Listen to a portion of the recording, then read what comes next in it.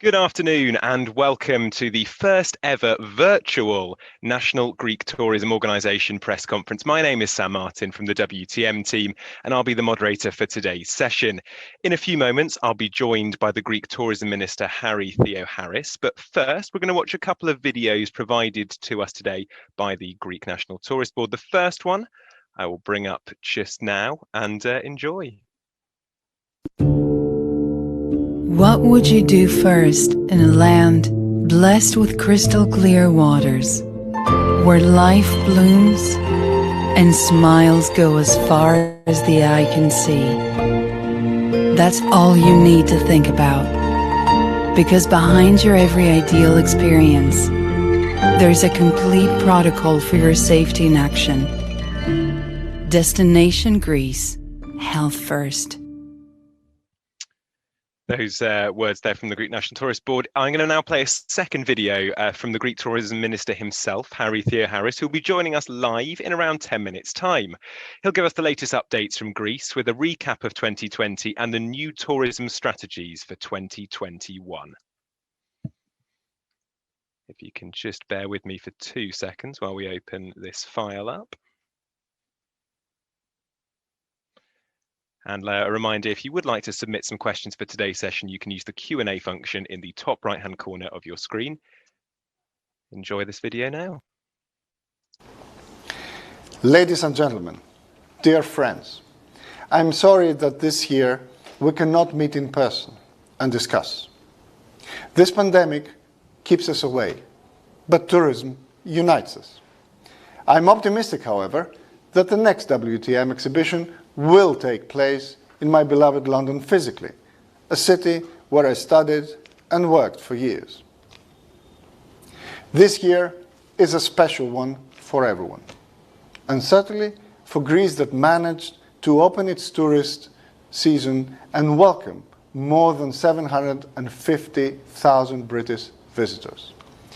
Greece opened its gates to tourism with a well-organized and detailed plan.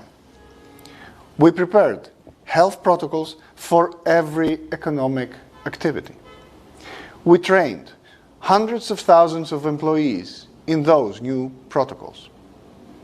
We collaborated with the private sector that implemented exemplary those protocols without exceptions. We supported every island, every destination in many ways. We created the EVA system, the most innovative system for the distribution of our testing capacity at the borders. This system improved the efficiency of our tests up to 4 times. With the campaign Greece from Home, we maintained the live images of Greece during the first phase of the pandemic, giving visitors the opportunity to discover Greece and keep in touch with Greek culture without leaving home. With the campaign Health First, we highlighted that this year holidays and safety go hand in hand. With Endless Greek Summer, we reminded everyone that holidays in Greece is, above all, a state of mind. And finally, with Greece for You, we traveled you to the Northeast Aegean, an often overlooked region of Greece. We also created the Visit Greece app that offers complete tourist and health information that is constantly updated and also offers personalized customer service irrespective of a person's location in Greece. It is an application that has been downloaded successfully with a record of 550,000 downloads and 450,000 registrations up to date. In addition, almost 500 partners from all over Greece have joined the application's promotional environment, while our goal is to add in the application all the companies that operate in the tourism industry of our country. Looking into the next year, we are here to talk about the future. We have high expectations for 2021. Our hope, our belief, is that with the contribution of science, in 2021, the whole of humanity will leave behind the painful adventure of the coronavirus pandemic. This is the reason why we do not stop working even for a single moment. For us, Great Britain has a leading role to play. The Ionian Islands, the Dodecanese, Crete welcome British tourists who enjoyed the beauties of Greece and returned back home happy and, of course, safe. From this year on, and under these special circumstances, we have already taken steps towards one of our strategic goals, which is the extension of the tourist season. We work systematically with local communities and tourism professionals to achieve in 2021 and in 2022 an annual season with direct international arrivals. The UK tourism market will play a leading role in consolidating this goal, the annual touristic season. And for this reason, we will hold a series of workshops to which UK market professionals will be invited to participate. At the same time, we believe that the British market can support new destinations in other Greek regions, such as Western Epirus, with the airport of Aktio, the Peloponnese, and the North Aegean. We will work with tour operators and travel agents in this direction. Greece, as a destination, will be supported with an advertising campaign on an annual basis, thus enhancing brand awareness and sales dynamic for industry professionals. In addition, collaborations with tour operators and airlines will be run throughout the year. Especially in 2021, a year that we consider milestone for the beginning of the tourism recovery, cooperation with the airlines will be expanded so that they are supported in a dynamic manner along with the tour operators. In addition to enhancing maritime tourism, we work consistently to advance thematic and alternative forms of tourism. Greek gastronomy, diving tourism, health and wellness tourism, mountain and climbing tourism are forms of tourism with significant prospects. We also take a number of political initiatives. As Minister of Tourism of Greece, but also as President of the Regional Committee of Europe in the World Tourism Organization, I have presented the following 5 proposals for a sustainable tourism sector in the era of COVID-19. First, investing in a vaccine, because without it, tourism cannot achieve sustainable and meaningful recovery. Second, a common travel strategy.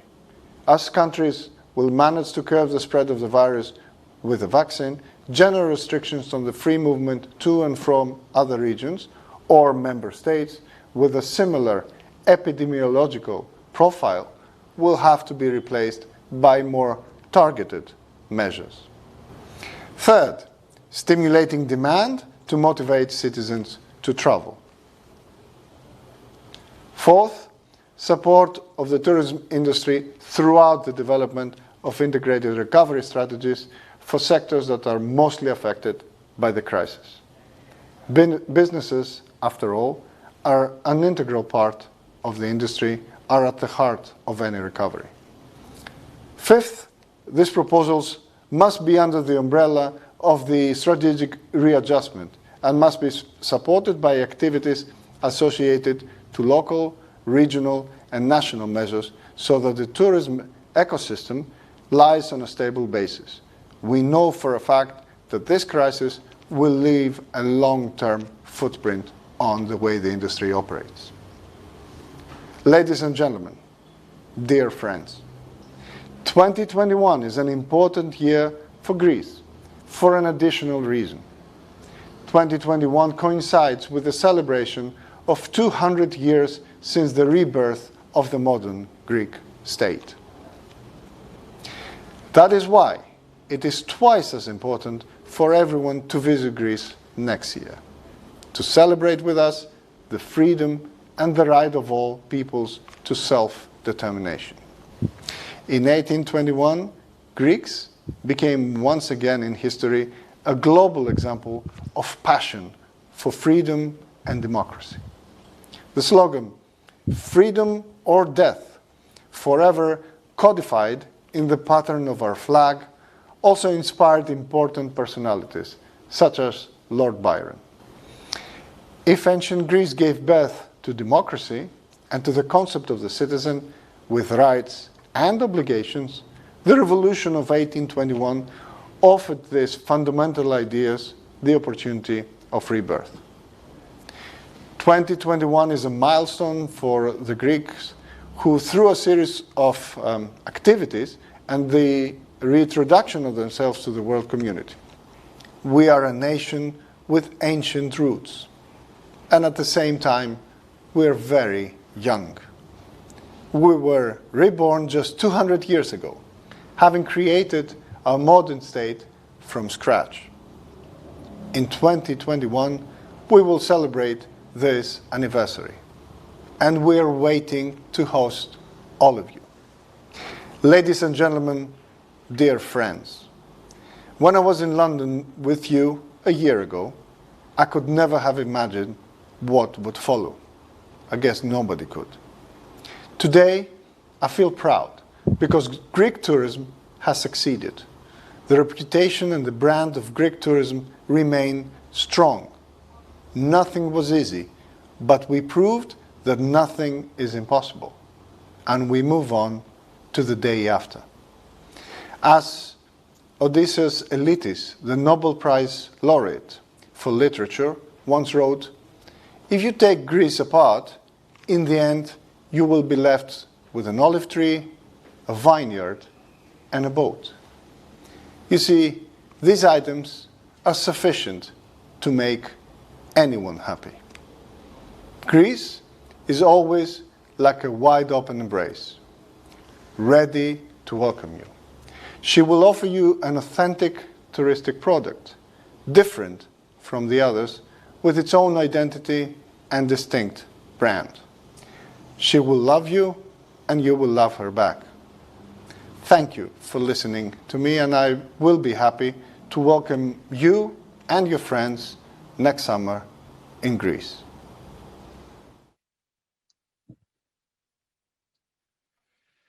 Well, thank you very much there to Mr. Theoharis, who was presenting in the past there.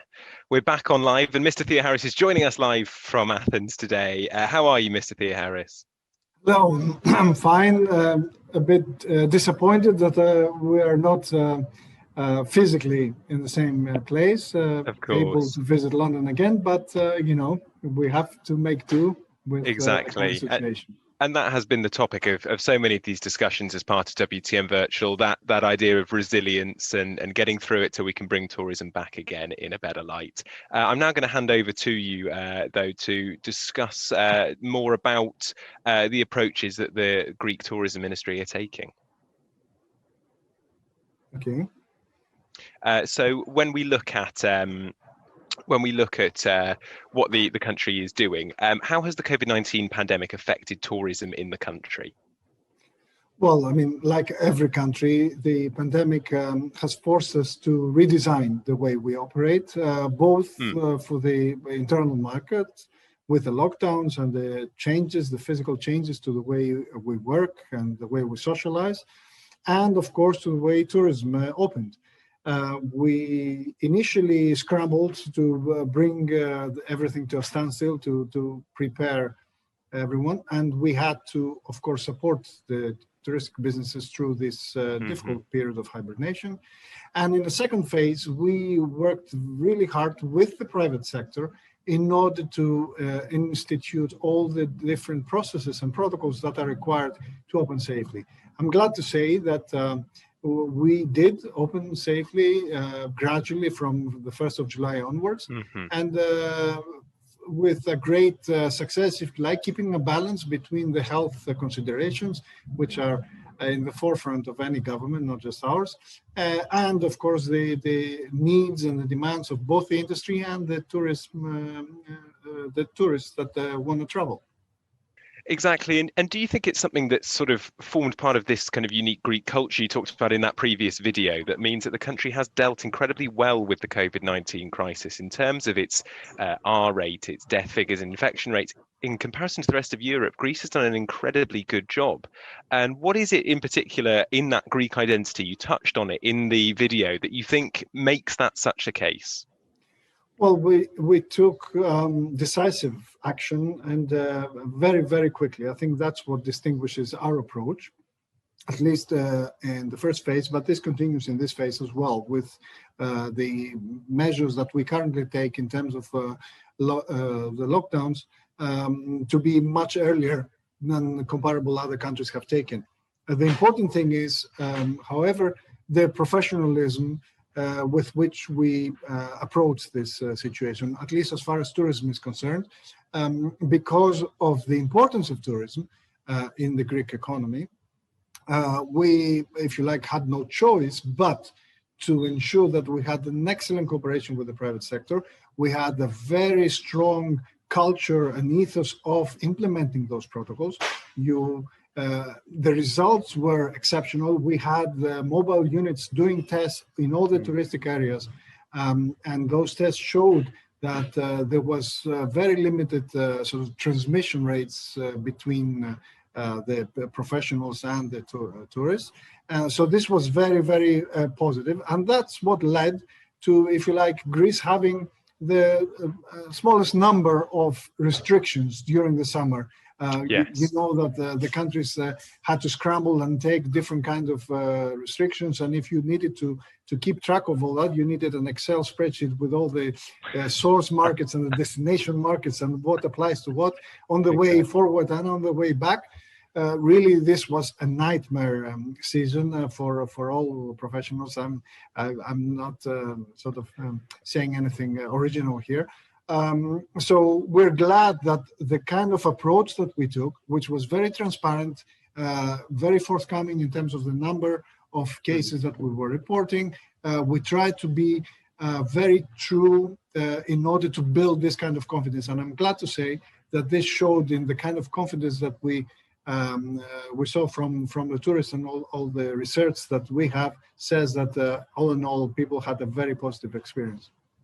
Exactly. And you mentioned earlier the specific techniques and practices put in place by the Greek government to support the tourism industry to help it recover from this pandemic. Could you perhaps go into a bit more detail about what those sort of specific elements were that are helping it recover? Yes. Well, first of all, in terms of ensuring the economic viability of the enterprises, we supported both the employees to ensure that people could go into furlough schemes and be supported. We supported the enterprises with deferral of payments in the tax authority or in social security contributions, with ensuring that their loans are not don't go into red territory. They are not classified as non-performing. Ensuring that we have voucher schemes ready so that they can find the liquidity, support their liquidities through those means. And of course, the special European schemes, the SURE fund and other funds that are here to help the recovery. We all take advantage of 100% of all that. So on the financial front, this was the main mesh of measures that were implemented in order to support the whole industry as a whole, because we know there's going to be an end to this problem, to this pandemic, to this difficult situation. And when that comes, we need to have a functioning industry ready to pick up the mantle again and ready to serve the needs of the customers. Exactly. And a wider question, how important is tourism to the whole economy of Greece? You mentioned in the video some stats to do with it, but it's such a central part, isn't it, of what the country has to offer economically? Of course. Greece has a lot to offer to the average tourist, and as a result, it has a competitive advantage. So we see that both in terms of the GDP, we have direct effects over 10% and indirect effects over 25%, and something along the same lines in terms of the employment. We have anything between 11 and 12% of direct employment, and close to 25% of indirect employment as well. So this is an immensely important sector.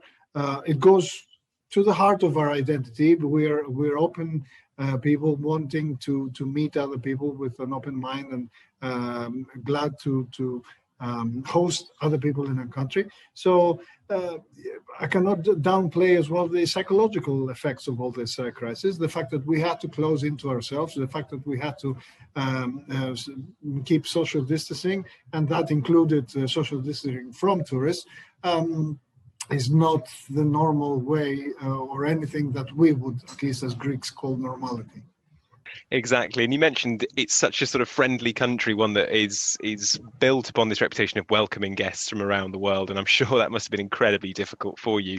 We're also welcoming you here on this webinar to send in any questions that you have, and I'll put them to the Minister later on. But another one that's just come in here for you, Mr. Theoharis, is based around that last topic. How many jobs in Greece do depend on the tourism industry? Give us a sense of how that economic effect is being felt across the jobs industry.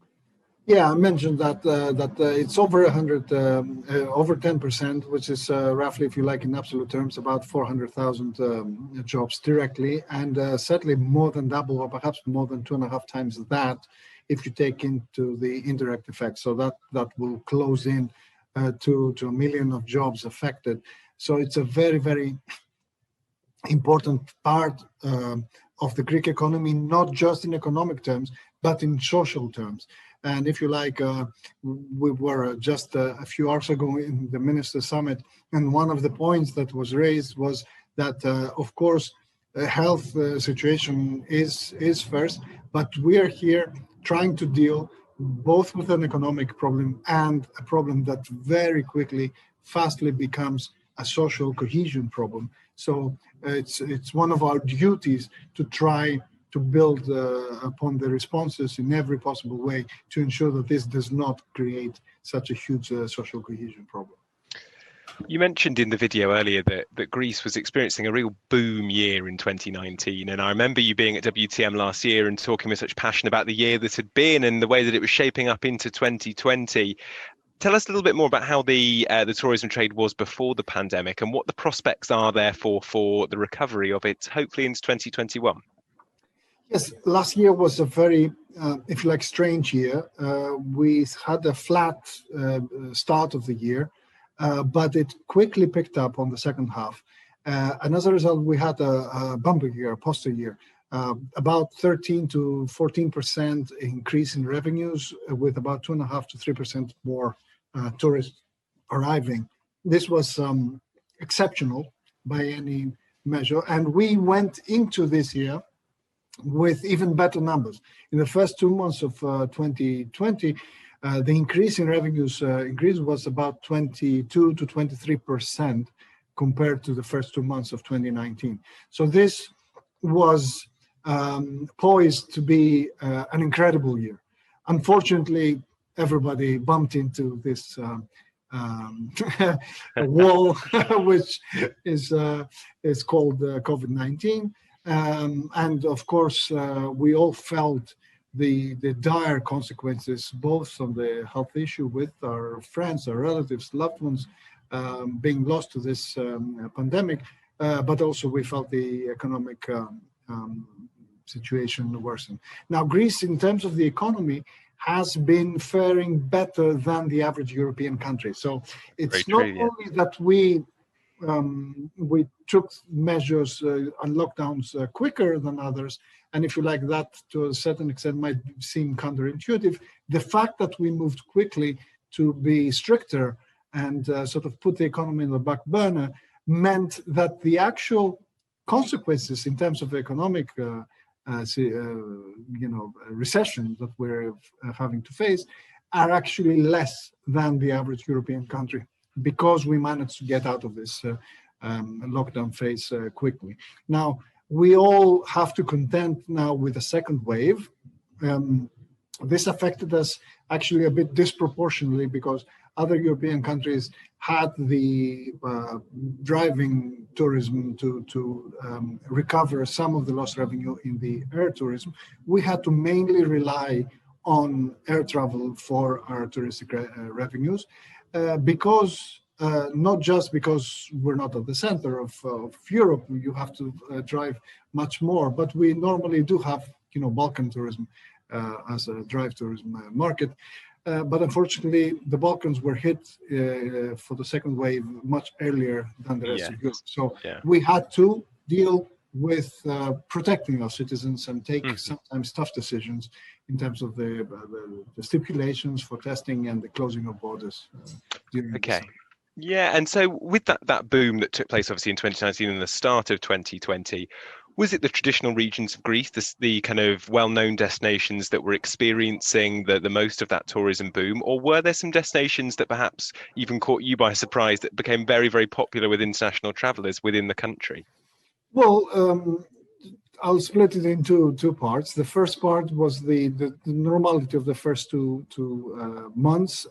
We had a big increase in drive-through tourism. So the north of Greece, which is not the traditional destinations. I mean, we only have in the north one island, Corfu, and Chalkidiki, the one part of the mainland, as the main destinations. Show a disproportionate increase compared to the rest of the country. After the pandemic, what we saw is the sort of preference of the average traveler to go to smaller destinations, not necessarily go to the big destinations, the known ones, Crete and Rhodes, although they had their fair share. But all the smaller islands where people, I guess, felt safer than in the bigger destinations had a huge increase in inflow, as well as the mainland destinations. The Peloponnese show a very good year, given the current situation and circumstances, of course. And some islands like Astypalea, who was recently chosen by Volkswagen for an innovative Pharos project where electrification, both in terms of the energy needs and in terms of mobility, electric cars, etc., will be introduced as a pilot hopefully in 100%. So very, very good year this year. Could you tell us a little bit more about that project then there with Volkswagen? And obviously we were talking earlier in the Minister Summit panel, which you were a part of, Mr. Theoharis, about this idea of responsible tourism being essential. COVID-19 is the current crisis we're dealing with, but being responsible, green tourism is the crisis that's ever present. How does the work that you're doing there with Volkswagen on the island there around electrification field into that responsible tourism area? Yeah, I mean, of course, the humanity is on the verge of electrification. We see a huge interest and a huge push and investment and implementation of various projects in terms of how we can move past the fossil fuel age. So we're very, very glad to sort of announce, if you like, which was an announcement that happened last week with the signing of the agreement from our Prime Minister and the company, that they chose Astypalea, a relatively small island, to implement a project that has a number of pillars in terms of the electricity needs of the island, the production of those needs and supporting of those needs with renewable energy sources, and the replacement of fossil fuels and cars with all the infrastructure, batteries, recharging stations, and the actual cars themselves, in order to ensure that all public and private transportation, for example, the buses, the municipal buses, soon will be electric buses. So it's an overall project that will, I guess, of course, not only help the island be moved towards more sustainability, but also provide with all the practical problems and details that need to be solved and resolved if we are to be able to mass scale this kind of project. So it's Greece, with its unique island geography, offers nicely, if you like, isolated places that could serve the basis of those kind of initiatives. Exactly, and it offers that sort of small scale, local and island living effectively, which allows for that electrification to be done very easily. It's very fascinating. If you have some questions as well for Minister Theoharis, then do send them in via the Q&A function. We have had one that's come through now from our audience though. So let me just find that there. They're asking, how are you showing that Greece is a safe destination to visit? It was mentioned in that first video that we showed, the protocols that you're putting into place. What else are you doing to show that Greece is a destination to go to even during this pandemic? Yes, well, perhaps what we need to explain is that we had a very, very detailed plan, which allowed us to keep this balance, to not lose control, if you like, as we hosted more than 4.5 million tourist guests, mainly from Europe, but from some faraway places as well. So what we did is, first of all, we ensured that we had all the right protocols for every kind of economic activity that pertains to tourism. In some of those, like the cruising protocols, Greek scientists were at the forefront of creating those for the global cruising industry and specifically as well for the European cruising industry. So this was, we're very proud in terms of the active role we played for this creation of those protocols. The second and important thing was the cooperation with the private sector and with associations, and of course with some of the public agencies, to ensure that everyone was trained on those protocols. So certification processes, health first, science, ensuring that every enterprise in the industry follows through those protocols, names the kind of doctors and other professionals that are tasked with specific tasks within those protocols, etc., etc. So we had to train more than 200,000 people in those protocols to ensure that everyone's safety was in their first mind. The third pillar was, of course, testing and auditing and ensuring that everything went up to scratch. The fourth was the innovative system in our borders. We used artificial intelligence, machine learning systems to ensure that when we tested in our borders, we keep track of the results of those tests, and we adjust our testing capacities and the number of tests that we do in order to keep both our citizens and our guests safe. We, as I said before in the video, we found that up to 4 times our testing capacity was more effective due to that system, and it gave us a heat map where we could actually send mobile units in the destinations where we had more tourists to do more on-site testing. Finally, we implemented quarantine hotels, increased the presence of doctors and health personnel in the touristic destinations during the summer in order to ensure that everybody both feels safe and is safe in actuality.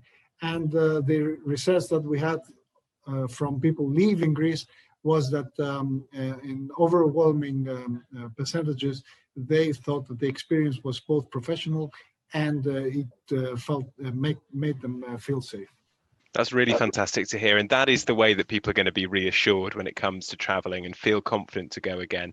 And like we've said, Greece has done a fantastic job, even in 2020, of doing that, of encouraging people to travel to the country, despite the health crisis that is going on. Thank you to the audience who've just sent in a question here. And it's a nice specific one for you, Mr. Theoharis. They asked, please tell us more about the sustainability on Tilos. How similar is it to other islands that can follow with the implementation of these sustainability projects? So what makes it unique on that particular island? Well, Tilos is implementing a very important project, mainly in terms of the generation of electric power. So this is transforming all the energy needs of Tilos and the surrounding islands to be through a renewable energy project. This is important This is one of the projects that, I mentioned before, the pilot projects. We've seen some of them in Kythnos and in other islands. I think the culmination, if you like, and the most integrated, the most whole project is the project that we mentioned in Astypalea, because it also embraces sustainable mobility, sustainable renewable energy development, and recycling and plastic free. We have taken other initiatives as well. We implemented one specific for Santorini this year during the crisis with Plastic Free Santorini campaign to educate both tourists and the local population in sustainable practices and ensuring that we remove as much of single-use plastic as possible. Greece, in general, has taken a much more aggressive, with our government, a much more aggressive approach in sustainability measures. To give you an example, we are removing any production of coal much earlier than the European targets are. Most of it in a year and a half, and the rest by 2027 will be totally removed from our energy mix. And we are implementing the ban of single-use plastics 1 year earlier than the European directive. So basically what we're doing is we're taking aggressive stance on all those targets to ensure that both Greece as a whole and as a tourist destination, we're on a sustainable path. And getting ahead of the curve, like you say, is such an important way of dealing with these issues. I've got a two-part question here that's just come in from the audience. And the first part is a question about, so Zante, a particular hotspot for COVID largely blamed on partying Brits, this person writes, and I apologise on behalf of all Brits for that. But will you be taking measures to try and combat this type of behaviour in the future? And the second part I'll come on to in a minute is about over-tourism. But let me ask you that question first. Yeah. What do you think will be the raison d'etre behind that island post-COVID? Well, I want to publicly thank the British authorities for the excellent cooperation that we had during the summer. I want to remind you that Britain introduced the regional approach of the measures that they were taking with Greece, because we provided them with so much detailed information about what was going on in each of the islands, in each of the destinations, so that we're able to make informed decisions on a health basis alone in terms of measures, quarantine measures, etc., and target specific areas where there seemed to be an issue. Now, what we found in our investigations, and I assure you, we took a lot of steps about Zante and other similar places. We banned bars after midnight hours in order to ensure that people did not have the breeding grounds for this kind of behavior, for lack of a better expression. We tried to ensure that the protocols were doubly implemented in those areas. We send units in order to do extra testing to ensure that we have data about whether this behavior is happens or not. Unfortunately, young people are young people. Yeah, there's so much you can do without taking away the fun totally out of the experience. We're hoping that what we did up to now, of course, was sufficient for this year, and we're going to reconsider any measures that need to be taken in order to protect citizens' health. It's more of a risk to themselves, and up to a point they have to understand that as well. So they need to change their behavior as well. But in some respect, it's no different than Brits meeting in a square or a roundabout in London or in Manchester or in Liverpool or in Zante. So, there's just with better weather in Zante. Has difficulty in it's not flouting behavior, but controlling this kind of behavior everybody has some difficulty. Exactly. And the second part to this question was in regards to over tourism. It was one of the big issues we were talking about in 2019. And we look at places like Santorini in Greece was often labelled as one of those places that perhaps suffered more than other places from that. Do you think that COVID-19 has brought about a more responsible traveller and one that is less likely to kind of throw themselves into that very over touristy environment? And what do you think it means for a wonderful tourist destination like Santorini as a place itself, if there are indeed going to be less and less damaging tourists going? Well, it's interesting because you mentioned before that you saw the Minister Summit. There was a question there asking about how quickly can we go back to sustainable levels of tourism, meaning how quickly can we increase the numbers of tourists and the traveling to levels that can sustain the economy. So it's a very different sustainable tourism that's in the mind of some people now, especially as we've seen a collapse in terms of the ability of people to travel. So even though over-tourism was the mot du jour last year, I'm sure for most of the professionals in the industry, it's a question about when can we feel a sustainable recovery, an upward sloping path towards normality, towards the return of some of what we saw in the previous years. Now, that doesn't mean that we should not be prepared to change our logic. Now, in terms of sustainability, I see the question being skewed, the public discussion being skewed towards the numbers, how many tourists, the mass tourism, too many, etc., etc. I want to highlight that there is a second risk, if you like, in terms of the sustainability, which is the risk of tourism being so lucrative that we uproot more traditional industries or forms of other endeavors that are actually part of the folklore, part of the nice thing about going to a place, seeing those kind of activities, because it's actually more economically viable to just uproot the vineyards and create a series of rooms to let. So I think it's very important to keep this kind of balance. I think those questions will be open. It will take some time for those questions to come to the forefront. I think the most important thing for governments to do, and certainly is the thing that we're doing, is to plan with a more strategic outlook, look into other forms that are close to the environment, but also ensure that tourism does not source out or crowds out other forms of industry, because of course no nation can live in a monoculture of tourism, or even within tourism to a single form of tourism. You need all the different brands and forms and shapes if you are to be proven resilient, because I think the word of the day for this year at least is resilience. Super. And I think it's a very good point. What makes these destinations so special is the unique cultures and people that are part of them. And as you mentioned, that idea of mass tourism and over tourism can diminish those in a destination. So what you're suggesting there by making sure that is the sole focus of the destination, the people that are part of it, the unique features to it, whether it be that vineyard or that lovely hilltop town, that is what's essential to it. We've got 3 more questions here, but if anybody does have a question for Mr. Theoharis, do feel free to send it in and we may have time for that. I'll just move on to this one now, though, that's just come in on the message feed.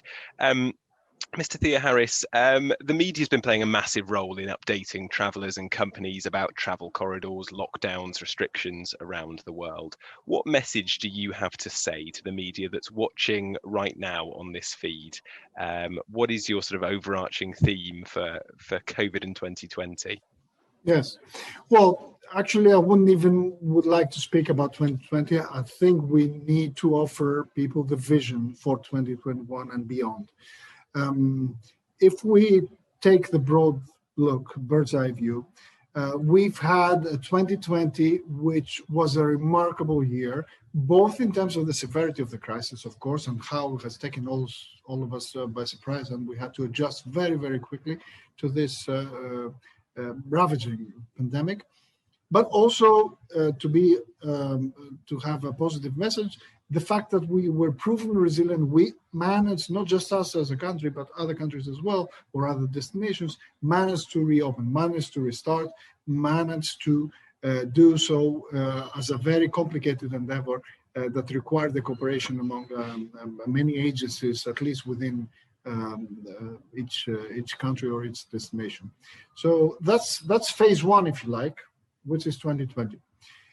We know for a fact that we're going to have a phase three, which is when we have a vaccine, and the vaccine is in enough numbers in our hands, and there's a vaccination strategy for each country, and the vaccine has gone through the stages where it's reached a sufficient number of population to allow everyone to breathe a sigh of relief and try to think about our lives in a different way after the crisis.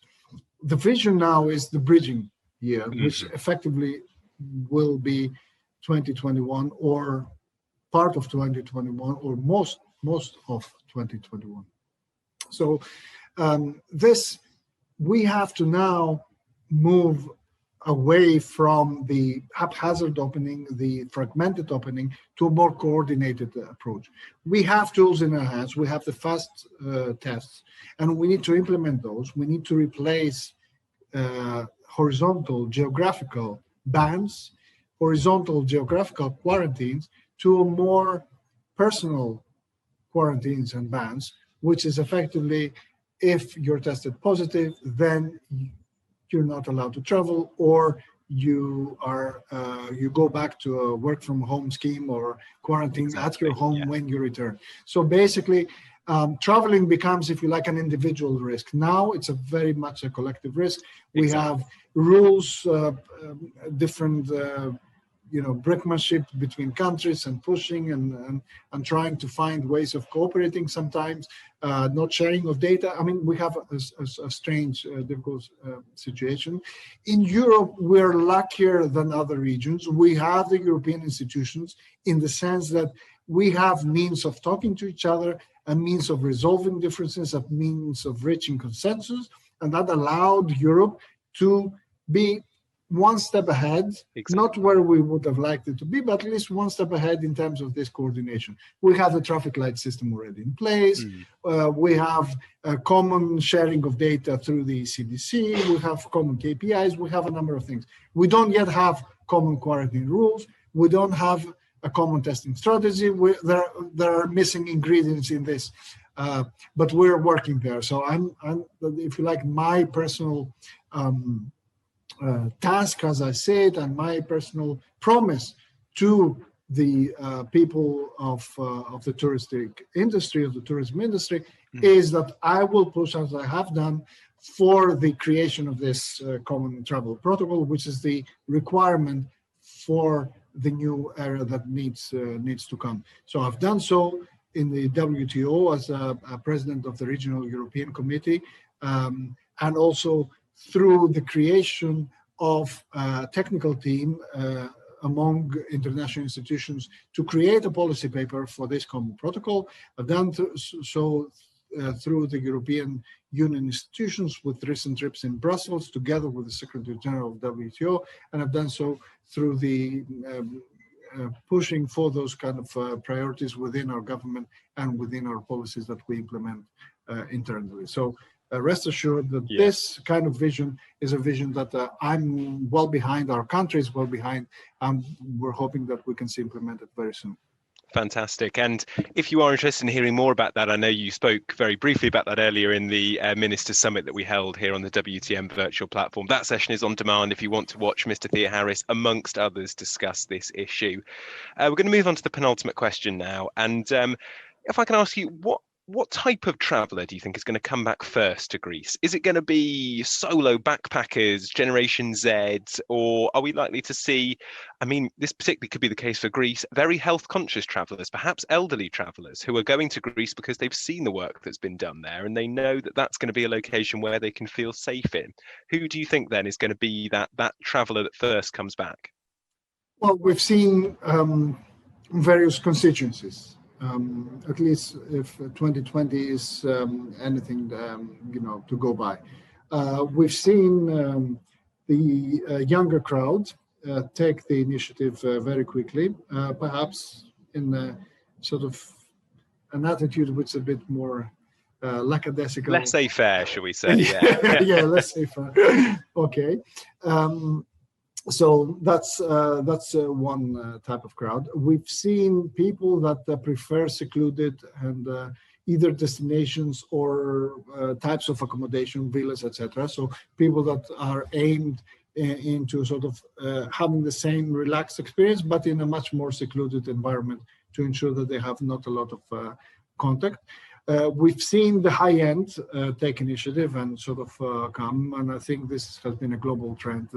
The private jets, etc., have seen a poster year in terms of the high end using them in order to be able to travel with less problems and also in a safer way without many fellow travelers. We've seen if you like, the mass traveler that sort of trusted well-established tour operators with a good brand that offered the kind of assurances to them that they can travel, they can be in an environment which is guaranteed. You can never guarantee your health, but as much as possible in terms of the whole of the experience being safe. And we've seen families as well travel to Greece because it felt safer than other destinations. And finally, we saw the last minute travelers where they had made plans to go to a different country, for example, and because of the restrictions, they had to switch plans very quickly. Perhaps the travel agents offered them a free reallocation to a different country or whatever, because we've seen in some cases Thursday announcements and Saturday morning changes and Friday scrambling of people to go back, etc., etc. This has not been an easy year for anyone, I can assure you, from the traveler to the ministers included. Of course. Well, I mean, after WTM Virtual's done, you may see me doing a very last-minute trip to Greece, I have to say. But we're going to move on to our we're going to move on to our final question now. And Minister, if I could ask you, what are you most excited for 2021? It doesn't have to be necessarily in the health environment. It could be across your kind of portfolio of tourism in Greece. What is it that's got you most excited for 2021? Well, of course, the most exciting things, and especially today with the news of the vaccine and Pfizer and 90% and stuff, they have to be on the health side. I mean, we're all glued to our screens, either watching some elections or watching the health situation and how this is going to improve. So, of course, everyone will wait on that.